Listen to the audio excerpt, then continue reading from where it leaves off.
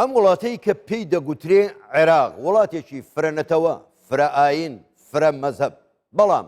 بەردەوام ئەوانەی دەسەڵات دارن لە عێراق بە عەقڵی خۆبەزلزانی دەڕوانە ئەوانی تر بە تایبەتی گەلی کورد و خەڵکی کوردستان بە چاوی دوژمنکارانە سەیرانەکەن. هەمیشەش ئەو حکوومەتانەی کە لە دوای ساڵی 2003ەوە دروست دەکرێن وەک ئەوە وایە بە عملیەیەکی قەیسەری مناڵێک لەدایک ببێ، ئەویش مناڵێکی ئیفلیج و خوار و خێش، چونکە ڕەچاوی حاڵەتی عێراق ناکات. لە ئێستاشدا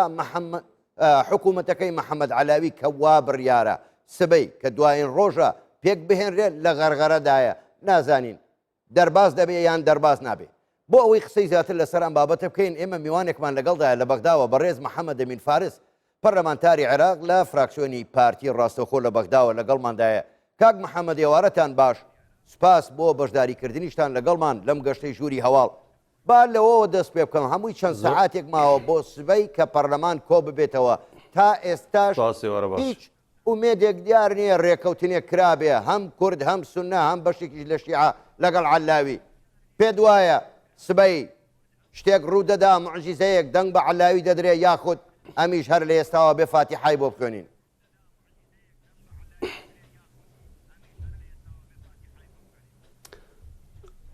زۆر سپاس. تامان تا ئێستا کوبوونەوەکان بەردەوامە گشت لایەنە سیاسیەکان، ئەوەی کە تا ئێستا دیارە ینی هیچ بەرەو پێشچوونێک نییە. گشت لایەنەکان ئەو لایەنانەی کە پێشتر ینی ڕەفزی بەرنامەی کابینەکەی بەڕێز محەممەد تەوفیق عەلاوییان کرد تا ئێستا ینی ڕەفز دەکەن لە بەرەوەی شێوەی تەعاملکردن یان ئەو بەرنامەی کە پێشکەشی کرد سەرۆکوەزیرانی تەکلیفکراو ینی حەقیقەت کەم و کۆڕی زۆر تێدا بوو و شێوەی تەعاملکردنیشی لەگەڵ لایەنە سیاسیەکان و لەگەڵ پەرلەمانتاران و لەگەڵ خودی ئەندامانی پەرلەمان حقیقەت شێوەیەکی ڕاست و درست نەبوو. پێویست بوو ینی کە سەرۆکوەزیرانێکی سەرکەوتوو بیتن و عێراق کە پێویستی بەوەیە گشت لایەنی سیاسی تێدا بەشدار بن بۆ ئەوەی کابینەکەی خۆی بەهێز بەوە کابینەکەی خۆی بیتوانی بە یعنی ئەو کێشانەی کە ئێستا لە عێراقدا هەنە بەشێک لەو کێشانە چارەسەر بکە. پێویست بوو گشت لایەنەکان ینی ڕازی کردبەوە پشتگیری کابینەکەی ئەویان کردبە، بەڵام ئەوەی کە بەڕێز محەممەد تەوفیق عەلاوی کرد بە پێچەوانەی ئەوە بوو شێوەی تەعاملکردنی و بەرنامەیەکی زۆر بە کەم و کۆڕی پێشکەشی کرد، پێشکەشی پەرلەمانی کرد کە ڕەچاوی پێکهاتەکانی نەکرد بوو، تەنانەت نەک بەس کورد بەکەوناتی تری عێراق کە مەسیحینە، ئێزیدینە واروە لایەنەکانی دیکەش ینی بێجگە لە کورد کە ڕەزامەند نییە لایەنی تریش ینی ڕەزامەند نینە لەسەر بەرنامەی کابینەی بەڕێز محەممەد تەوفیق عەلاوی کە سونەیە و خودی لایەنە شیعەکانیش زۆربیان ئێستا ڕازی نین لەسەر بەرنامەکەی. باشە کاک محەممەد با هەموو ئەگەرەکان لەبەر چاو بگرین بووی ئەگەر وا بڕواتن ینی ئەگەر بەرەو پێشچوونی باش باشە با هەموو ئەگەرەکان لەبەر چاو بگرین بڵێن لە چەند سەعاتی داهاتووە جۆرێک لە ڕێککەوتن دروست بوو لە نێوان عەلاوی و کورد و سونە و هەموو لایەک. ئێمە ئەو ئەزمونەمان لەبەر چاوە چێ دەڵێ عەلاویش گەرنتی چییە؟ پرسیارەکەی من ئەمەیە، چێ دەڵێ عەلاویش وەکو عەبادی دەرناچێ تا خاچی دەستی لە کورسیەکەی خۆی قایم دەبێ، لە دوایە وەکو مارەکەی شێخ عومەر لە گەردنی کووردە ئاڵێ و ئەوەی پێی بکرێت بە ئێمەشیەکە؟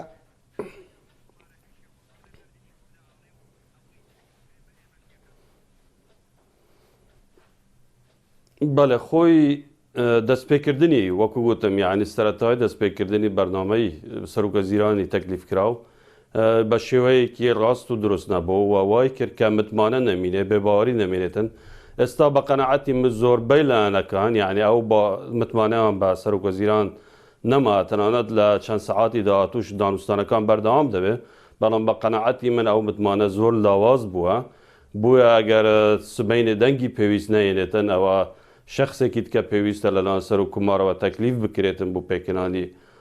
حکوومەتی نوێ بۆ پێکردنی کابینەی نوێ. وەکو گوتم یعنی ئەو متمانە ئێستا زۆر لاواز بووە لە بەرەوەی دەستپێکەکەی دەستپێکی باش نەبووە. کورد مکەونێکی ئەساسیە بەنسبەت کورد گرنگ نییە ینی ناوچێ یان وەزیرەکان کو دەبن یان چەند کەس دەبن، گرنگەوەی کە ئەو بەرنامەی لە کابینەکەی هەیە کە پێویستی بە تەوافق و شەراکەتە کوردستانیەکان بە شێوەیەکی گشتی ئەو تەعاملی لەگەڵ حکوومەتی هەرێمی کوردستان و لەگەڵ دەستگاکانی دەستوری هەرێمی کوردستان پێویستە بیکردوە لە بەرەوەی بە گوێرەی دەستور هەرێمی کوردستان پێکاتەی سەرەکییان مؤسساتی هەرێمی کوردستان لە دەستوری عێراقدا هاتووە. باشە کاک محەممەد ینی با بڵێن ئەگەر لە قسەکانی تۆش وا دەرکەوت کە بەیانی کابینەکەی محەممەد علاوی دەنگ نایەنێ دووبارە سەرکۆمار دەبێت کەسێکی کە ڕابسپێردێ بە پێی دەستوریش بێ دەبێت لە گەورەترین کوتلەی ناو پەرلەمان کەسەکە ڕابسپێردرێ نەکووەکەەوەی ئێستا لە دەرەوەی پەرلەمانیش ڕاستپێردرا پێت وایە ئەبێ لە ماوەی چەنددا ئیتر سەرکۆمار کەسێکی کە ڕابسپێرێ ئایا لە کوتلەی گەورە ڕای دەستپێرێ یان وەکو ئێستا لە دەرەوەی کوتلەی گەورە کەسێکی کە دێنن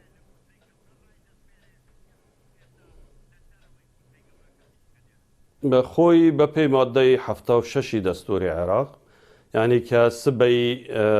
دەنگی پێویستی نەینە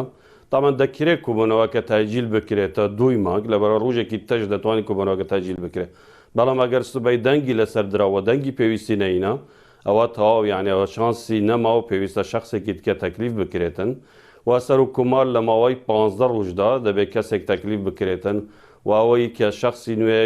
تەکلیف دەکرێت سەر و وەزیرانی نوێ ئەویش یەک مانگی لەبەردەستدا دەبی یەک مانگی دەبێتن بۆ ئەوەی کە کابینەکەی تەواو بکاتن تامان بۆچوونی جیاواز هەیە هەندێک لە بۆچوونی یاساناسان دەڵێن کە سەرۆک لە تەکلیفی دووەم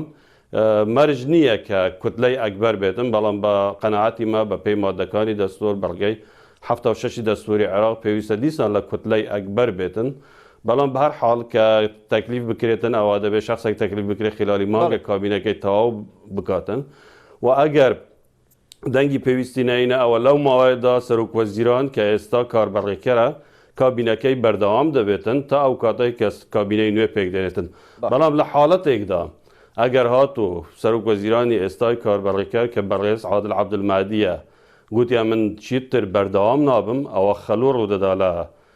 کابینەکە و ئەوە بە پێی یاسا بە پێی بەڵگەکانی دەستور ئەو کات سەرۆک کومار لەو مایەدا لە مایە 15 ڕۆژە دەبێت بە سەرۆک وەزیرانیش بەڵام ئەگەر بەردەوام هەبوو سەرۆک وەزیرانی ئێستا کە بەڕێز عادل عەبدولمادیە کە کاربەڕێکەرە کابینەکەی بەردەوام دەبێتن و هیچ مشکلەی نابی و مشکلەی یاسایی نابێتن زۆر باشە بەڕێز محەممەد ئەمین فارس پەرلەمانتاری عێراق لە فراکسیۆنی پارتی ڕاستەوخۆ لە شاری بەغداوە لەگەڵ ما بووی سپاس بۆ بەشداریکردنتان لەگەڵمان